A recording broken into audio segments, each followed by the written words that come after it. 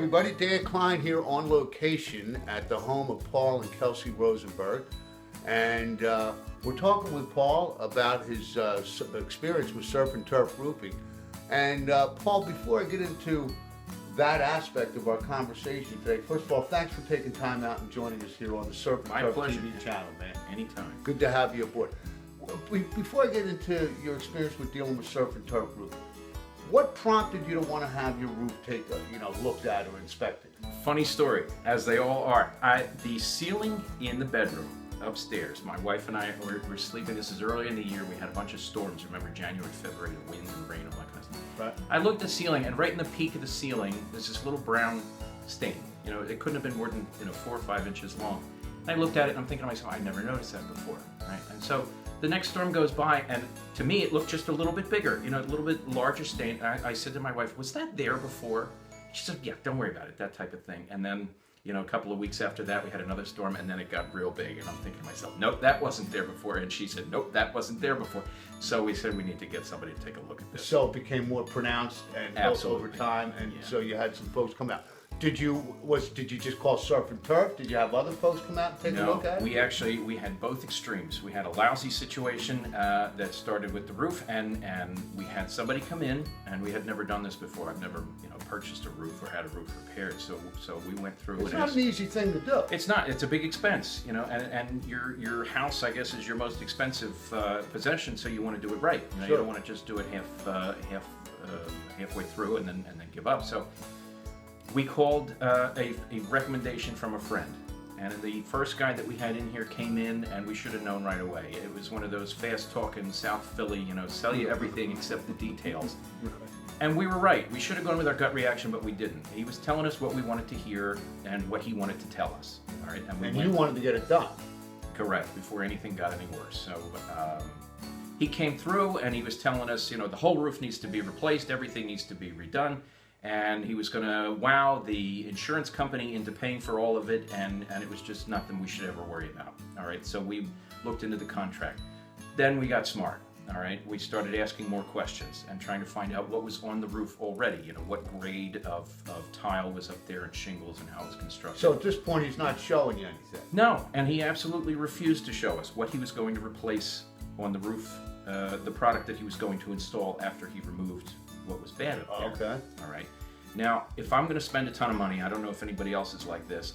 The worst thing in the world is spending money twice. I don't mind paying a little more if it's going to last me forever and it's a high quality product. Sure.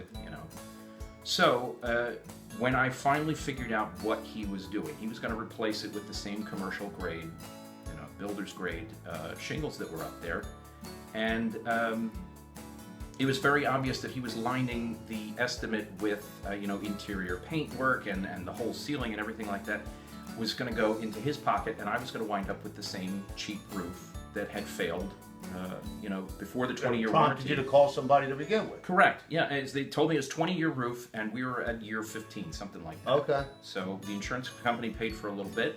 They prorate, based on the age of the roof. But I was going to wind up with the same thing again.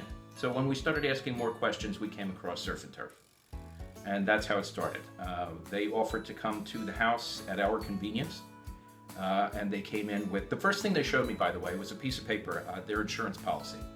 And they said, if we break anything, even when we're here just showing you anything, by accident, or anything gets damaged, anything gets lost, or if we don't do our job correctly, you're covered, meaning, the homeowner. That's important. It's not only important, but it gave me peace of mind right away. I knew that they were exposing, their soft underbelly, so to speak. That every company has, but you have to have the insurance and, right. and the coverage. Right. They were showing me their credentials that I can relate to, as a person who exists in the real world, insurance and registration, that type of thing. Sure.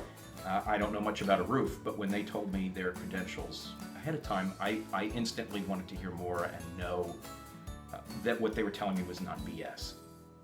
Which is important. Well, I'll tell you what, folks, this is a little bit of a sidebar, but we're actually sitting in a room, and you're going to see images of this.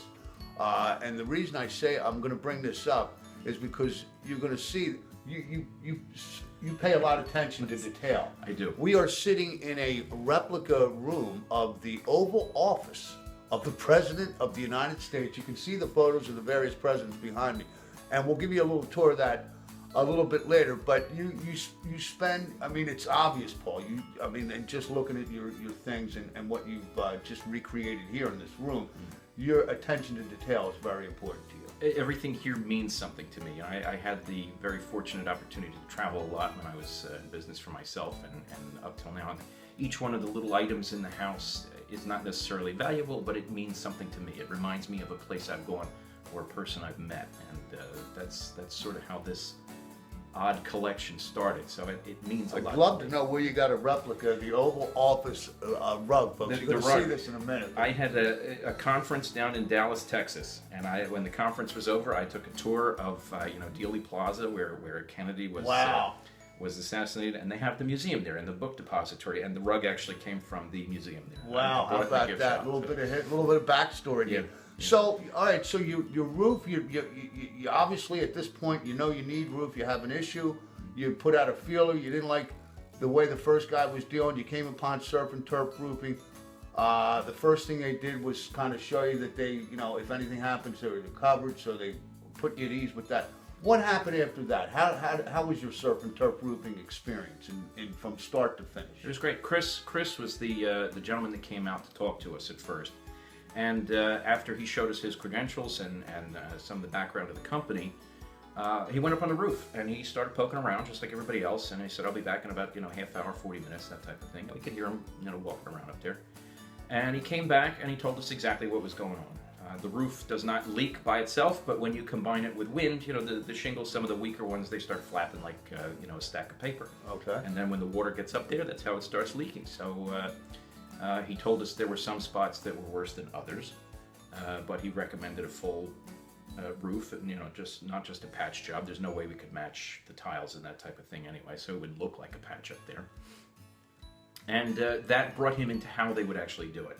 Okay. He said they would stop by with their trucks, they would stop by with their crews, they would strip off the roof on top, anything that needed to be replaced underneath as far as plywood, they were going to have the equipment there, insulation, and the material. Plywood. And beyond that, the lining, the vents, the peaks, the valleys, all the, between the different parts of the roof, he explained exactly how they were going to do it.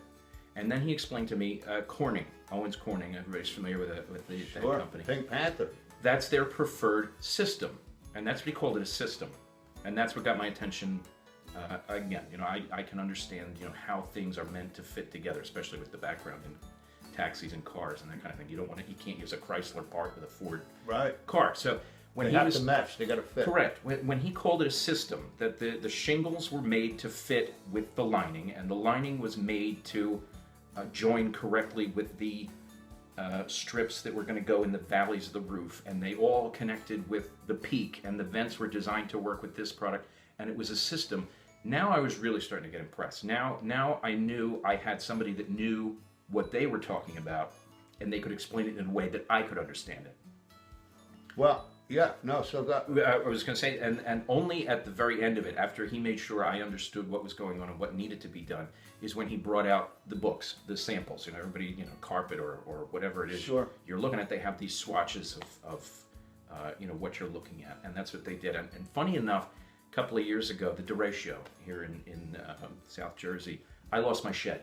The tree fell on it and crushed the whole thing, so I had to get a new shed.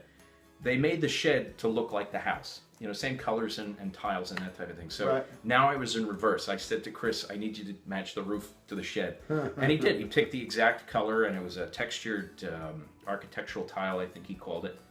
And that was the end of it. That was the steps. That was the process, and that was what made me feel comfortable with them and then confident in a decision and having it done. Well, let me ask you this, the final question of our little conversation. If you had to do it over again, would you recommend or choose Surf and Turf Roof? Without hesitation, because I know I'm not the only one that was in the same situation. I know I'm not the only person who has never been up on a roof before who has a roof problem. I'm not the only homeowner that is scared to death about spending money or financing, something major like a repaired roof. And these guys, when they came in, understand the same situation. And they made it very clear they're not out to, rape and pillage the neighborhood for dollars. Just sell a roof. One right after the other. Right. They ask me at the end, are you happy with the roof? Are you happy with the cleanup? Are you happy with the service? Are you happy with our crew? And only then did they ask me, can we stick our sign in your front lawn? And I was absolutely happy to, because anybody along here, it's the same development. They're going to need a house in the next 2-3 years. Sure. Or, excuse me, they're going to need a roof in the next 2-3 years too. Anybody who still has the original. So I hope they wrote down the number when they drove by and saw the sign. I would absolutely recommend it. Folks, we're talking with Paul Rosenberg in a replica, really, of the Oval Office of the President of the United States, talking about his experience dealing with, working with Surf and Turf Roofing and his experience with his own roof as well. Paul, can't thank you enough for taking time out of your day to spend a little of it with us here on the Surf and Turf TV channel, talking about your Surf and Turf Roofing experience. Glad to have you Much here. appreciated, buddy. Thank you. Thank you very much. You're welcome. And thanks for watching, folks. That's it. Perfect. That's a cut, man.